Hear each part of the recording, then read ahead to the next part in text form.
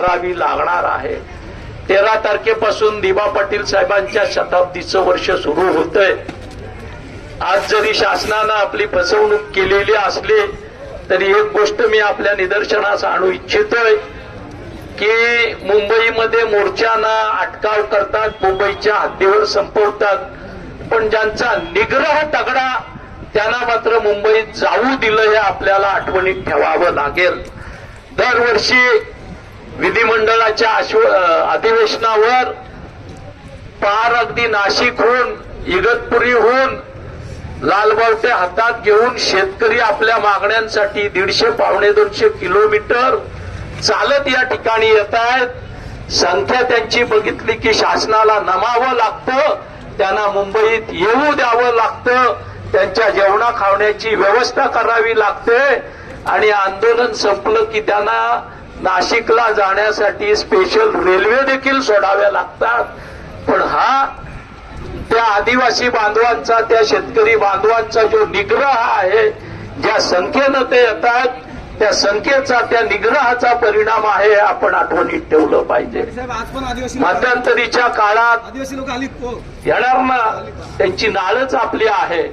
या ठिकाणी दुसरं उदाहरण मी या ठिकाणी द्यायला मागतो। मध्यंतरीच्या काळात मनोज जरांगे पाटलांनी मराठा आरक्षणासाठी या ठिकाणी आंदोलन केलं।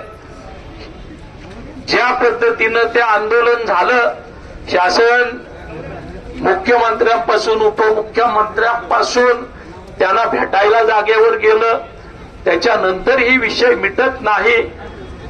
मुंबईमध्ये ही सारी मंडळी आली आणि मनाजोगतं आंदोलन त्यांनी केलं, कारण त्यांची संख्या मोठी होती, त्यांचा निग्रह मोठा होता।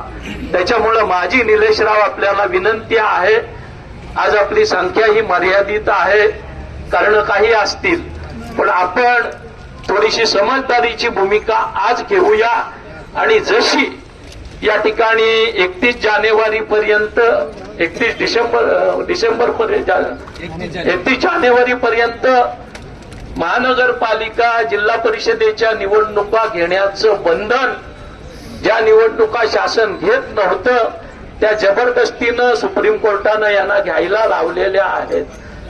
आपण 31 जानेवारी पर्यंतचा वेळ तयारीसाठी घेऊया आणि तदनंतर आपण जशी सूचना केली तसं हजारोच्या संख्येनं मंत्रालयाकडे निघूया। आपल्याला अडवण्याची कुणाची पत्रास नाही।